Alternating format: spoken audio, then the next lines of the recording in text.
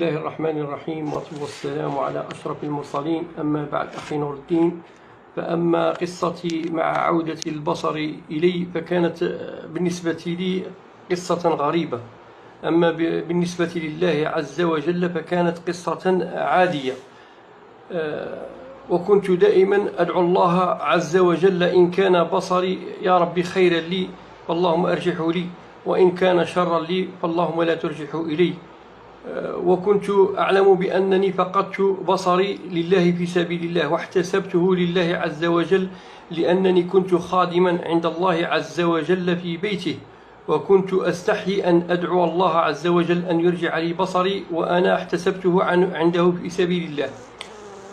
أما قصتي في رجوع بصري إلي فكانت عند دخولي إلى بيت الله الحرام. فلما دخلت إلى بيت الله الحرام فكان قلبي يخفق خفقانا، استغربت لهذا الخفقان.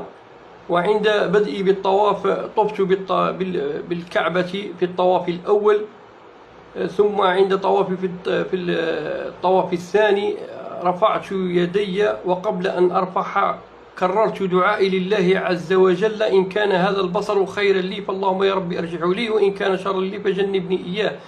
فعند رفع يدي عند الحجر الأسود وأنا مكبر، فإذا بي أرى الكعبة المشرفة على حقيقتها، وكانت بالنسبة لي صدمة، وكان شيئا غريبا بالنسبة لي، حتى أنني كدت لا أستطيع أن أكمل طوافي من شدة استغرابي لاستجابة الله عز وجل لي في إعادة بصري.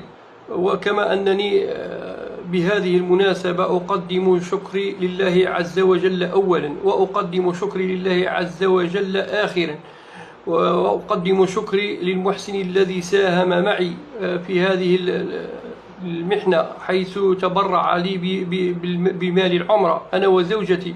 وأتمنى وأدعو الله عز وجل أن يجعله بميزان حسنات والديه وحسناته، وأن يبارك له في أولاده وفي ماله وفي صحته يا رب العالمين، وأن يجازي عني سكان ولاية البيض بصفة عامة، أو سكان بلد الجزائر بصفة عامة، وسكان ولاية البيض بصفة خاصة.